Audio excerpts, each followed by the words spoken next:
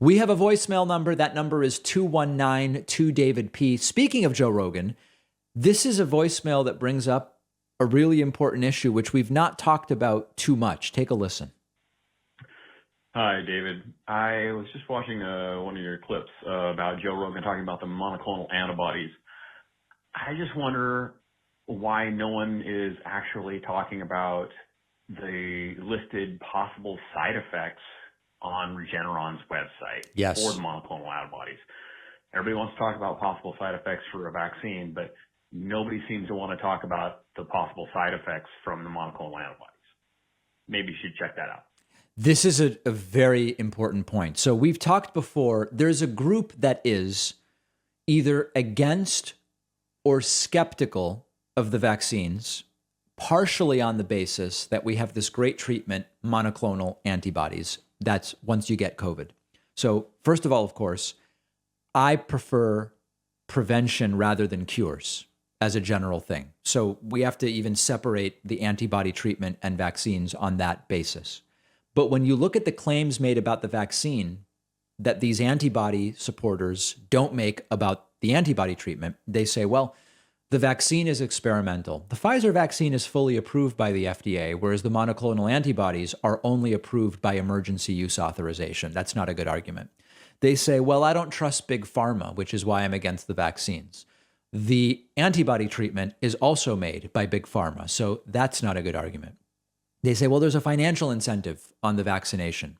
Well, it is far less profitable to do a regimen of 3 doses of vaccine than it is to do a regimen of the monoclonal antibodies. We're talking about thousands of dollars versus under 100 total full cost for a full regimen of vaccine. So the financial argument also doesn't make sense. But then you get to the side effects, and the advocates of the antibodies instead of the vaccine never talk about the list of possible side effects. And I'm going to tell you what they are. This is for the antibody treatment: fever, chills, nausea, headache, shortness of breath, low blood pressure or high blood pressure, rapid heartbeat or slow heartbeat, chest discomfort and pain, weakness, confusion, tired, wheezing, lip swelling, face swelling, throat swelling, rashes including hives, itching, muscle aches, feeling faint, dizzy, or sweaty.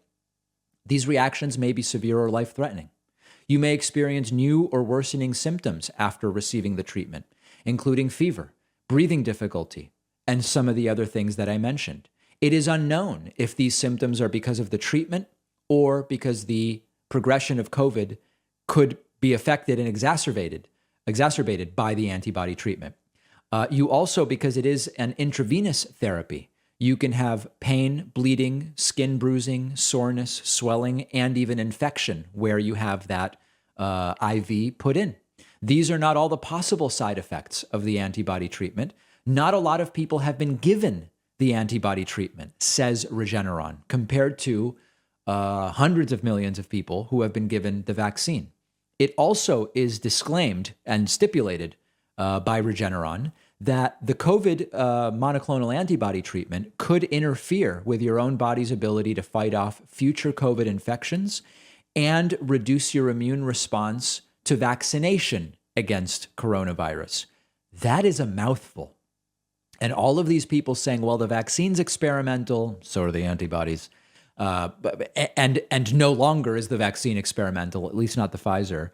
And I don't want those side effects from the vaccine. Look at the list of possible side effects from the monoclonal antibody treatment. I'm not against the treatment. When it is the appropriate treatment, it can be a really great thing. Works better than placebo. You've got to be sick, though. I would prefer not to get sick in the first place, but a very good voicemail and an important topic. And yet another thing to keep in mind about those advocating for the monoclonal antibodies instead of the vaccine when they are two completely different things.